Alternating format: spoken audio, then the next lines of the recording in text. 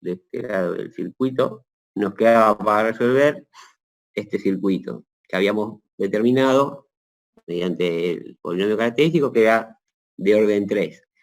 Para saber a priori de qué orden puede llegar a ser el circuito, hay un método que sin hacer ninguna cuenta podremos determinar de qué orden va a ser la respuesta. Básicamente, este método lo que se basa es que tratar de formar mallas en nuestro circuito, en primer lugar, que sean o todas resistencias, ya que no tienen orden de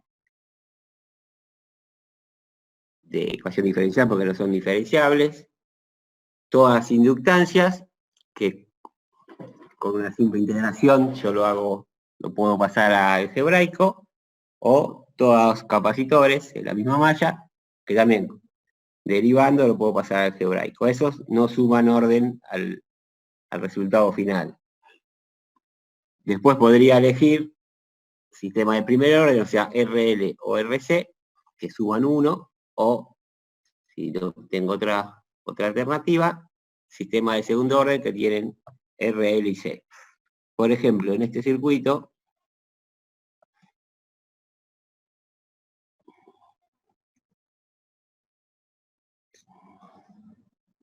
yo puedo elegir esta malla, que son todas inductancias, que si yo va a ser una ecuación diferencial, que si yo la integro, la paso a algebraica porque no tienen resistencias. ¿Ven? Esto nos sumaría en un orden a nuestra resolución. Y como tengo que elegir 3 mallas porque tengo 3 nodos y 5 ramas, tendría que elegir otras 2. Fíjese que el capacitor a ambos lados tiene inductancia, o sea que cualquier malla que yo recorro con el capacitor va a ser de orden 2. Por ejemplo, esta. Porque tiene una inductancia, una resistencia y una capacidad. Acá ya sumamos 2. Y por último nos queda esta malla, que es una RL, suma 1. Entonces nuestro sistema, en definitiva, va a ser 2 más 1 de grado de orden 3.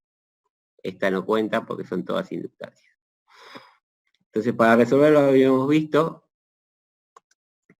que lo que hacíamos era plantear las ecuaciones de Kirchhoff. Acá podemos plantear 2 de nodos y 3 de mallas. Los pasábamos al esquema de mallas, eligiendo que las corrientes de mallas coincidan con las corrientes en las bobinas. ¿Por qué hacíamos eso? ¿Qué sabíamos de las corrientes en las bobinas? En la conmutación, ¿qué pasaba?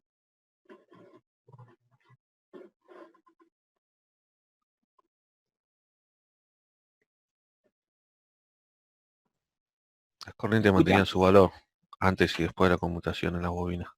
Claro, en ese instante mantenía su valor. Entonces, ya sabemos la condición de la cual parte esa corriente. Entonces es importante que cuando nosotros elijamos las mallas, tratemos de que, si lo hacemos por el método de mallas, elegir que la corriente en la malla coincida con la corriente de la bobina. Si nosotros elegimos estas 3 mallas así,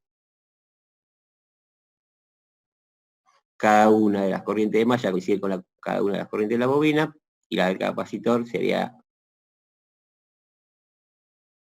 la de la malla 1 menos la de la malla 2, y la de la resistencia, la de la malla 2 menos la malla 3. Entonces nos queda un sistema íntegro diferencial, que sabemos que el método clásico lo que plantea es que la respuesta va a tener una solución particular, que es el estado forzado, y una solución libre u homogénea, que es la respuesta a un pulso Dirac de la señal. Entonces, este es el sistema íntegro diferencial que tenemos que hallar su solución, y para eso lo que planteamos es primero lo homogeneizamos, hacemos que sea igual a 0, y para cada una de las corrientes homogéneas sabemos que la respuesta va a ser del tipo exponencial, y entonces planteamos el operador S. Cuando tenemos una derivada, nos va a quedar S por la función, y cuando tenemos una integral, 1 sobre S por la función. Eso para cada una de las corrientes. Entonces transformamos esta ecuación que tiene derivadas integrales en esta función que es algebraica pura. Y las incógnitas son las corrientes homogéneas, y el homogénea 1, y el homogénea 2, y el homogénea 3. Habíamos relacionado, ¿no? Lo ordenábamos en función de esas corrientes y nos quedaba el sistema, este sistema en forma matricial, y habíamos visto que la relación entre este sistema y el que habíamos visto en electro 1 con mallas era que si nosotros reemplazábamos J omega por S, nos daba la misma ecuación. Entonces, que acá sería J omega de 1 y acá menos 1 sobre omega C por J, ¿no? Entonces lo que tenemos que buscar es que este producto nos dé 0. La solución trivial, que las corrientes homogéneas sean nulas, es imposible para un sistema de orden superior a 1, o sea que el determinante de esta matriz tiene que ser nulo. Entonces planteábamos eso, hacíamos las distributivas, y nos quedaba un polinomio, que lo llamamos polinomio característico, que en este caso dijimos que va a ser de orden 3. Las raíces de este polinomio nos van a dar las frecuencias de las exponenciales. Entonces, por cualquier método que nos ofrece el álgebra, hallábamos las raíces. Por ejemplo, el método de Cardano, y con las raíces, si S1, S2 y S3 eran las raíces de esta ecuación, sabemos del álgebra que el coeficiente B va a ser igual a la suma de las raíces cambiada de signo. El coeficiente C al producto de A2, a la suma de los productos de A2, y el coeficiente D al producto de las tres raíces cambiado de signo. Esta es una verificación de lo que hayamos sea coherente con lo que estamos buscando, porque si le pifiamos a las raíces, todo lo que hagamos después va a estar mal. ¿Se entiende? Sí, sí. Entonces, como verán, estas raíces no dependen ni de la fuente ni del instante de la conmutación. Fíjense que depende de los parámetros pasivos, RL y C. Entonces, no importa qué fuente le ponga el circuito o cuándo se produzca la conmutación, la respuesta va a ser del mismo tipo, ya sea sobreamortiguado, subamortiguado o críticamente amortiguado. De los valores que tengamos de estas tres raíces, podemos ver los distintos tipos de respuestas que podemos tener. Si las raíces son las tres iguales, o sea, tenemos raíces triples, evidentemente tendrán que ser reales. Y la forma de la solución va a ser A1 por E a la ST más A2 por T por E a la ST más A3 por T cuadrado por E a la ST. Este sería el caso más crítico. Si tenemos dos raíces iguales y una distinta, también necesariamente tendrán que ser reales. Y la ecuación que satisface el sistema de ecuaciones integro-diferenciales va a tener que ser de la forma A1 por E a la S1T más A2 por E a la ST más A3 por T por E a la ST. Acá, fíjense que las raíces 2 y 3 son iguales, entonces tienen el mismo valor.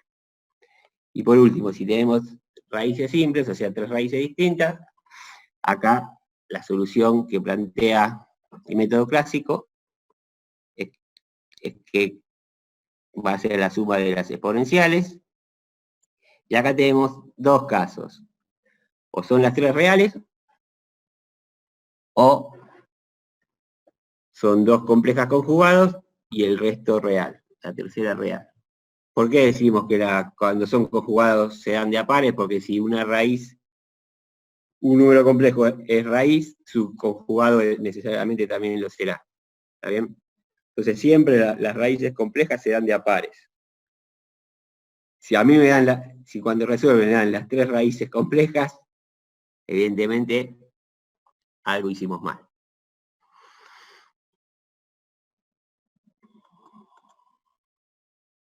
Después habíamos visto que si eran complejas y conjugadas, lo podíamos representar como un seno amortiguado, esto lo vimos la semana pasada, de manera tal que esa parte de la ecuación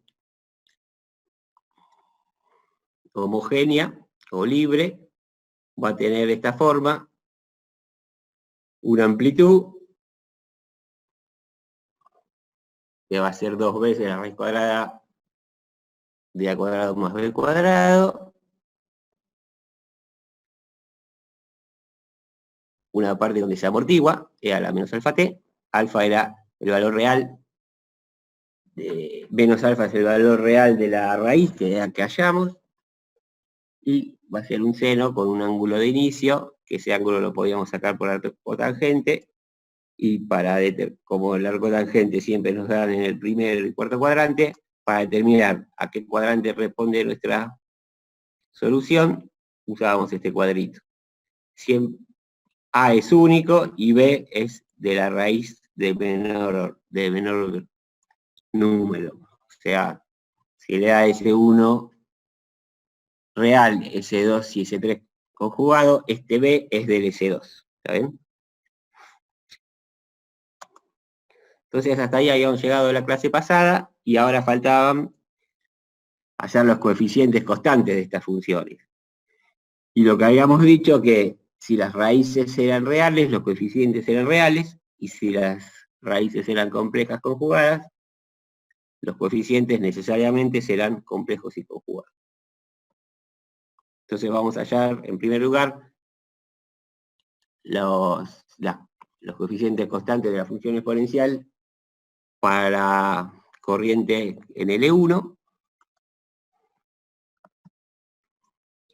y lo que sabemos por la ley de la conmutación, que las corrientes en las bobinas antes y después de la conmutación no variaban, y la tensión en el capacitor antes y después de la conmutación no variaban. Estos invariantes están dados por las leyes de la conmutación, que ustedes ya sabrán.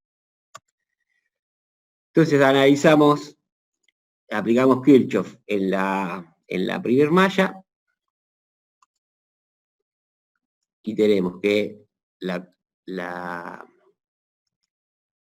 corriente transitoria en la bobina 1 va a tener una componente forzada y una componente homogénea. La forzada la sacan con los métodos vistos en electrotecnia 1. Acuérdense que siempre estas forzadas son del circuito que queda después de la conmutación, porque el transitorio empieza con la conmutación. El circuito previo a la conmutación solamente nos interesaban estos valores, las corrientes en las bobinas y las tensiones en los capacitores.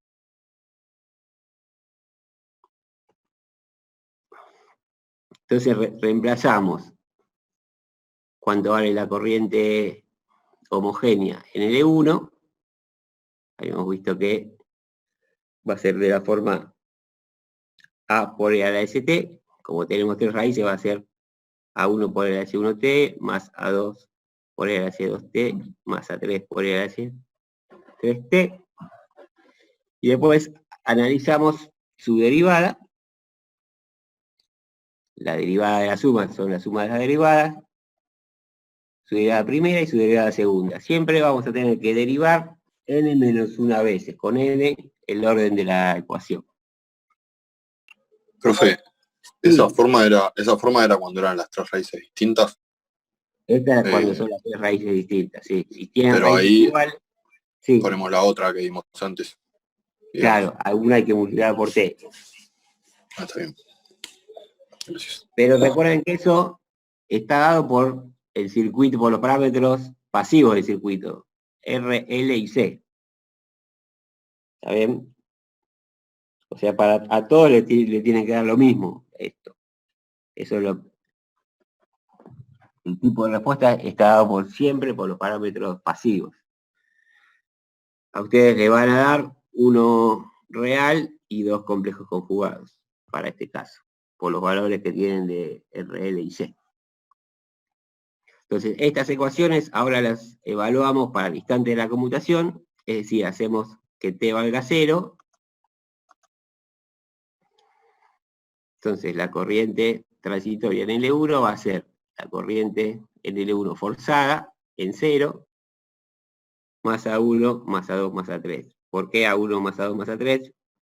Porque cuando t vale 0, E a la ST vale 1, o tiende a 1, ¿está bien? ¿Por qué tiende a 1? ¿Qué característica tiene ese? Porque esto, por ser iguales siempre.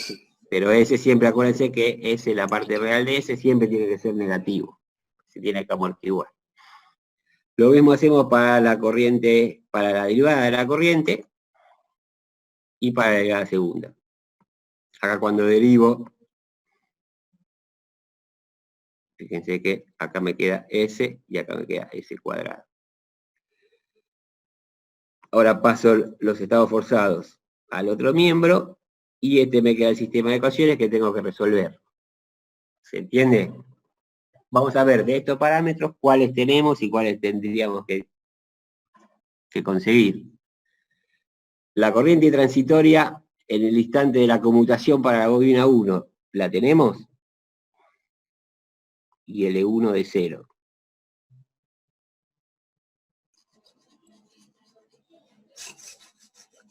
Sí, es la forzada anterior, digamos. Es claro, es que por la hecha de la conmutación no varía. Esta la sacamos. Y la forzada para el circuito que queda después de la conmutación en instante 0, esta la habíamos resuelto por electro 1. Hallábamos el fasorial, lo pasamos al tiempo y hacíamos que el t valga 0 y ya la tenemos. Y fíjense que estas funciones, como son forzadas, responden a la función de la fuente. Si la fuente es senoidal, todas estas funciones necesariamente van a tener que ser senoidal. Y las funciones senoidales o armónicas, yo las puedo derivar cuantas veces quiero, que siempre tengo la solución. Va pasando de seno a coseno, ¿no? Entonces, yo tengo el valor de la corriente forzada para el instante 0 y de sus derivadas. Primero, segunda, las que quiero. ¿Se entiende? Ahora, la derivada de la corriente transitoria y la derivada segunda de la corriente transitoria, ¿las tenemos?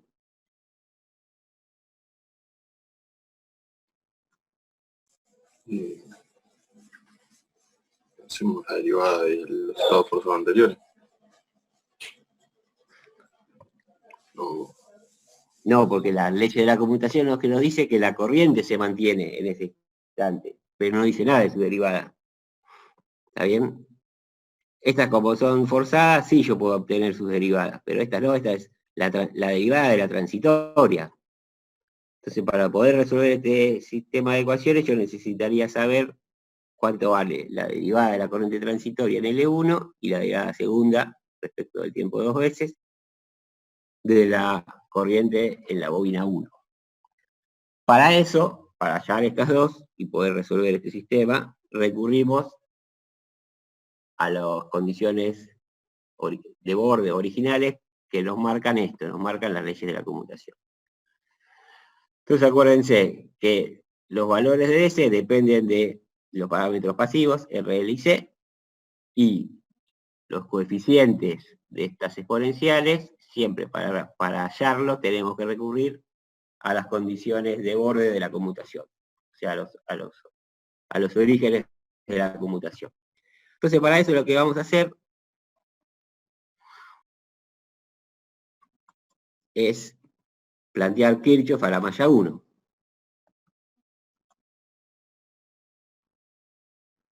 Bueno, acá dice que la tensión de la fuente y las corrientes forzadas son seriedades, entonces podemos hallar fácilmente las derivadas, pero para la derivada de la transitoria,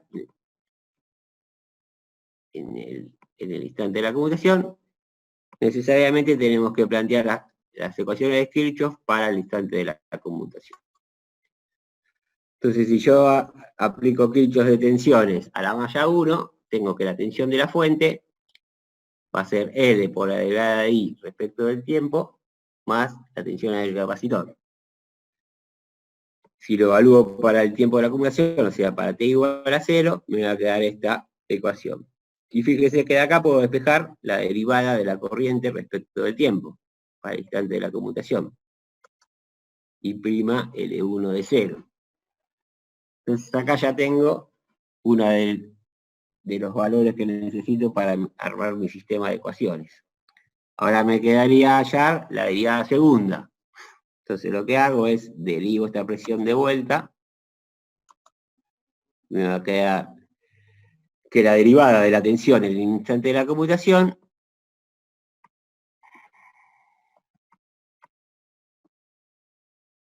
va a ser igual a L por la derivada segunda de la corriente en la bobina en el instante de la conmutación, más la derivada de la tensión en el capacitor. Despejo I2' de L1.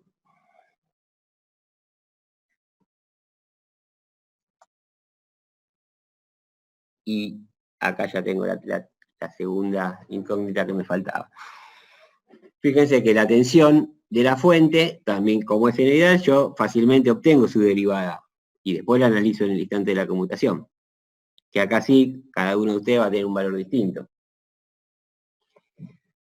Y como la tensión en el capacitor es la integral de la corriente, cuando yo la derivo, me va a quedar 1 sobre C por la corriente. Y ya hemos visto que la corriente en el capacitor era la resta entre la corriente de la bobina 1 y la bobina 2. Y fíjense que ahora esta ecuación me quedó toda en función de los parámetros que no varían con la conmutación. ¿Lo ven? ¿Se entendió? Como hallamos. Y ahora ya tengo mi sistema de ecuaciones con A1, A2 y A3 como incógnita. Las S ya las había sacado. Y estos dos parámetros que me faltaban, lo obtengo de aplicar Kirchhoff al circuito y analizarlo en el instante de la conmutación. Entonces yo resuelvo este sistema por el método que se me ocurra, por ejemplo Kramer, y ya tengo la solución de la corriente en la bobina 1. A1, A2 y 3 son las que hallé acá. S1, S2 y S3 son las que hallé cuando analicé el polinomio característico. ¿Se entendió? Profe, una pregunta. Sí. Entonces tenemos que derivar los datos que ya tenemos, ¿no? O sea, lo que no son transitorios. En este caso. Los que no son transitorios son forzados y la derivada es fácil de hallar. Por ejemplo, la derivada de la tensión de la fuente o la derivada de la corriente en L1, forzada. Lo que no son tan fáciles de hallar son las derivadas de los transitorios. ¿Lo ven? Esta, I'L1 en 0 y 2' L1 en 0. I'L1 en 0 sale de analizar la primer malla. Claro. Claro, por eso derivó la fuente y ahí despejó la corriente. Cada derivada de la fuente para sacar la derivada segunda de L1. Claro. Claro, la incógnita. Ahí está. El sistema de orden 2 no hace falta este paso, porque ya con aplicar el Kirchhoff ya te sale. Pasa que acá, como es un sistema mallado, es de orden superior a 2. En este caso 3. Siempre tengo que derivar n n-1 veces para hallar la solución. Entonces acá ya encontramos cuánto vale la corriente homogénea de la bobina 1. Si queremos hallar la corriente transitoria, a esto le tendríamos que sumar la forzada que hallamos usando fasores. O sea, la forzada va a ser armónica o senoidal y la homogénea va a ser del tipo exponencial. Fíjense que como S1, S2 y S3 tienen parte real negativa, esto en un tiempo determinado se va a extinguir. En teoría en el infinito, en la práctica 5 veces tau. Ya el valor es menor que el 0,1%.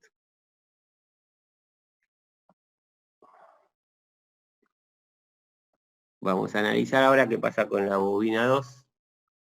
Quedan 5 minutos. Tenemos tiempo. Entonces, para bobina 2 también, el método clásico plantea que la solución va a tener una parte forzada o particular y una parte homogénea o general. La forzada la hallamos también analizando el circuito que nos queda después de la conmutación utilizando fasores. Esto ya lo tenemos, lo que nos falta es encontrar los coeficientes de la exponencial que nos da la homogénea. Ahora llamamos B a los coeficientes y hacemos lo mismo que hicimos antes. Derivamos una vez y derivamos otra vez. Analizamos estas ecuaciones en el instante de la conmutación y otra vez nos va a quedar un sistema de este tipo. La corriente transitoria en el instante de la conmutación la tenemos porque es un invariante. La forzada la sacamos fácilmente y acá también nos resta hallar cuánto vale la derivada de la transitoria y la derivada segunda de la transitoria en L2. Para eso recurrimos a aplicar Kirchhoff al circuito original, al circuito después de la conmutación. ¿Está bien? Como el IL2 está en la malla 2, analizamos la malla 2. La malla 2 no tiene fuente, y tenemos que es la tensión en L2 más la tensión en la resistencia, menos la tensión en el capacitor. ¿Está bien? Y de acá despejamos I'L2. Fíjense que ahora también nos quedó todo en función de los valores que no cambian con la conmutación. Tanto BC en la conmutación, IL3 en la conmutación e IL2 en la conmutación. Entonces acá ya obtuvimos este valor, nos falta la derivada segunda. Ahora si derivamos esto, vamos a tener la derivada de IL3, que es de la conmutación, no nos dice nada de qué pasa con la derivada. Lo que nos dice es que no varía la corriente, no la derivada. Entonces, lo que hacemos antes de derivar esto, analizamos la malla 3, donde está IL3. Esa malla era muy chiquita, acuérdense que era la inductancia y la resistencia. Tenemos que, como no hay fuente, L3 por la derivada de L3 respecto del tiempo, menos R por la corriente, que la corriente va a ser IL2 menos IL3, nos va a dar esta expresión. De acá despejamos I'L3 y la ponemos, y ahora derivamos esta expresión y este I'L3 lo ponemos acá. Y de acá despejamos I2'L2. ¿Se entiende? Y fíjense que ahora de vuelta nos quedó todo en función de los valores, de los parámetros que no varían con la conmutación. Siempre lo que tenemos que buscar es eso. Es una gran ventaja de que las corrientes no varíen en la conmutación, en las bobinas y las tensiones en el capacitor. ¿Se entendió cómo se resuelve? siempre lo que buscamos es estos dos parámetros en función de los parámetros que no varían con la conmutación, que son las corrientes en las bobinas y las tensiones en los capacitores. Entonces acá ya tenemos todo. Obviamente todas las forzadas y sus derivadas. Los S ya lo habíamos hallado antes. Y tenemos el valor de la corriente en el instante de la conmutación y el de su derivada primera y segunda en el instante de la conmutación. Ahora hagamos el sistema de ecuaciones y hallamos B1, B2 y B3 y la corriente nos va a quedar ahora de este tipo. Esta es la corriente homogénea. Si queremos la transitoria, le sumamos la forzada. ¿Se entendió? Queda menos de un minuto. Bueno, cortamos acá y seguimos en la próxima. Ya habíamos obtenido los coeficientes y primero había determinado la frecuencia de frenado de la exponencial. Entonces finalmente nos quedaría calcular la corriente de la malla 3, o sea, en la bobina 3. Hacemos lo mismo que antes. La forzada más la homogénea. Ahora los coeficientes vamos a llamarlos. Estos C no son de capacidad, es una... Pues he usado, me parece, letras griegas para diferenciarlo más. Y lo mismo, como las raíces son simples, la solución va a ser de este tipo, y calculo su derivada primera y su derivada segunda, y la evaluamos en el instante de la conmutación, que como habíamos movido el eje del tiempo, siempre se daba en 0. Y acá también pasamos las forzadas para otro lado, y acá también nos queda el sistema, que de acá también tendremos que determinar cuánto vale la derivada de la corriente transitoria en L3 y la derivada segunda de la corriente transitoria en L3. Todo lo demás lo podemos hallar fácilmente. Entonces, ¿cómo hacíamos para calcular estos valores? Aplicamos Kirchhoff al instante de la conmutación en el circuito que teníamos.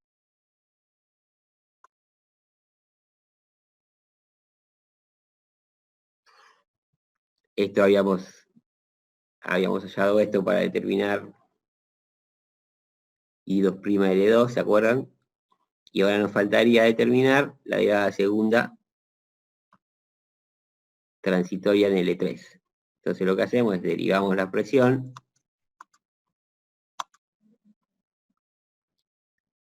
y nos va a quedar, despejamos de acá I2' L3 y nos va a quedar en función, fíjese, ahora ya no de los instantes de la conmutación, sino de sus derivadas, pero esto lo habíamos hallado previamente. Esta la hallamos recién, y para calcular I2' L2, y esta la habíamos hallado cuando calculamos la corriente homogénea en L2. Entonces ya tenemos nuestro sistema de ecuaciones, y lo mismo, resolvemos por cualquier método, calculamos C1, C2 y C3.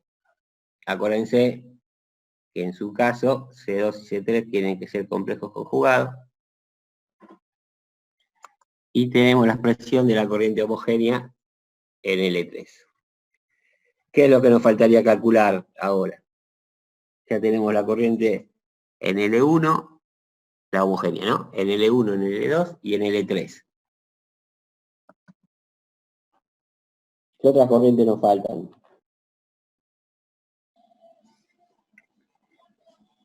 El capacitor y la de la resistencia. La de capacitor y la resistencia. ¿Y cómo la obtendrían? ¿Qué piensan ustedes? Y aplicando nodos, no puede ser. Ley de nodos. Exacto, aplicando la ley de Kirchhoff de nodos en los nodos 1 y 3, nos va a quedar que la corriente en el capacitor va a ser la corriente en la bobina 1 menos la corriente en la bobina 2. Estamos analizando las corrientes homogéneas, serán las corrientes homogéneas en la bobina 1 y la corriente homogénea en la bobina 2. Y como ya habíamos hallado estas dos, fácilmente sacamos la corriente en el capacitor. Lo mismo para la corriente en la resistencia, pero ahora aplicándolo Kirchhoff al otro nodo, y nos va a quedar que la corriente en la resistencia, corriente homogénea, va a ser la corriente homogénea en la bobina 2 menos la corriente homogénea en la bobina 3, y esto también nos va a dar la expresión homogénea, tanto la corriente en el capacitor como la corriente en la resistencia. Ahí obtuvimos todas las corrientes homogéneas, y previamente habíamos hallado todas las corrientes forzadas. Para hallar las tensiones, ¿cómo haríamos?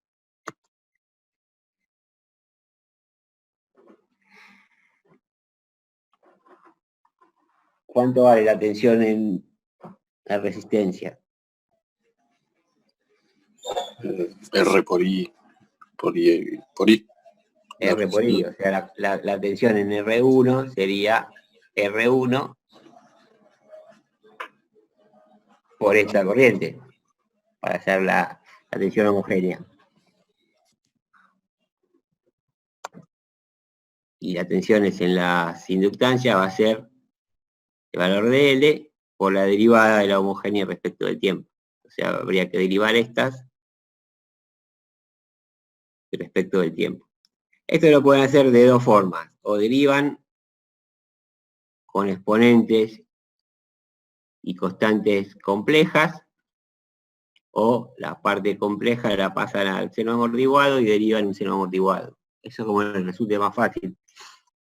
Da exactamente lo mismo. ¿Está bien?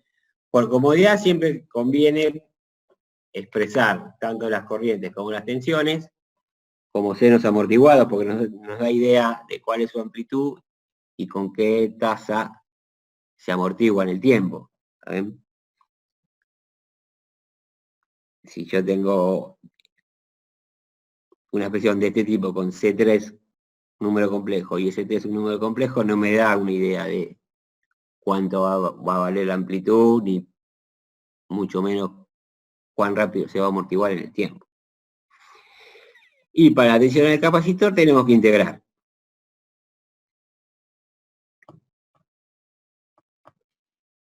¿Se entendió? Profe, lo último que dijo sería la unidad de Euler. ¿Cómo? Senos y cosenos. Claro, ¿se acuerdan que habíamos visto? A ver, vamos para atrás. Habíamos visto que cuando teníamos raíces complejas conjugadas, los coeficientes también lo eran, y lo podía expresar de esta forma.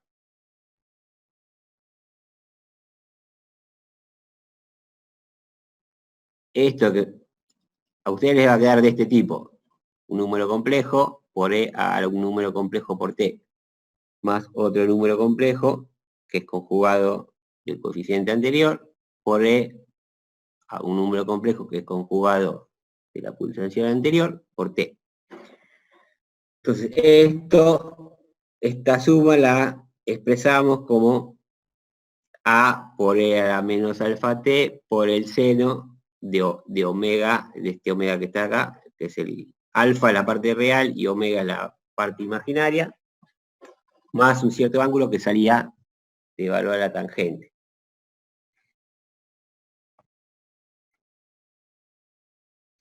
Lo que pueden hacer es, por ejemplo, cuando necesiten la tensión en el capacitor, integrarlo en forma compleja, si se acuerdan cómo se hace, sino pasar esto a la forma del seno amortiguado e integrar un seno amortiguado.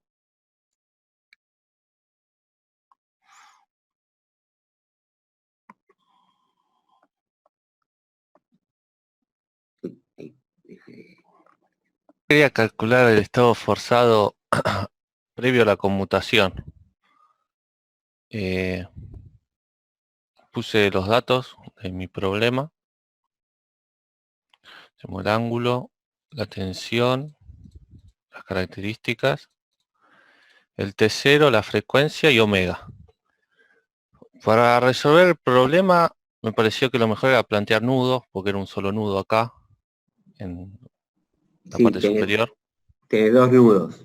Son tres nudos, uno lo pones a tierra y tenés que hallar Sí. 2 nudos más. Perfecto. ¿Y cuál sería el otro nudo? Porque yo planteé uno solo. Y este no es un nudo. Ah, no puedo ver Ah, no podés ver el curso. el cursor para ver si puedo. Porque yo, lo que es la rama de L2, R1 y L3, la pasé todo a una sola impedancia. Ah, si pasaste todo eso, sí te queda un solo nudo. Sí. Yo lo que hice fue, pasé todo a una sola impedancia, la suma de las inversas, la inversa del total, más la suma de la inductancia 2, y lo ofrecí todo como una misma impedancia. Y después planteé B1 arriba, entonces por nodos, la suma de los corrientes da 0, entonces hice B1 menos B sobre XL1, yo siempre voy de izquierda a derecha, Sí, sí. B1 sobre XC, B1 sobre la impedancia esta total, más B1 sobre R2, más B1 sobre XL4 igual 0. Bueno, de ahí saqué factor común, despejé, y de ahí saqué la La tensión. tensión. Y después con la tensión saqué las corrientes, la corriente IL1, IL2, IL3, etcétera. Para sacar la corriente acá en la rama de L2 y demás, primero saqué la corriente total, que sería la que pasa por IL2, Dedos. Perfecto. y con eso saqué la tensión que cae sobre esa bobina y se la resté a B1. Y eso sobre la bobina 3 Y sobre la y resistencia. sobre la resistencia. El tema es que cuando miro los resultados no me da, por ejemplo, me da bien y L1 me da muy parecido, 1429 y 1478, pero el desfasaje ya de 295 a 104, y las que Y más la, me difieren son las, justamente Eh, cuando hice, Me decime. parece que L3 está mal el valor. No es 0,0018. L3. Ahí.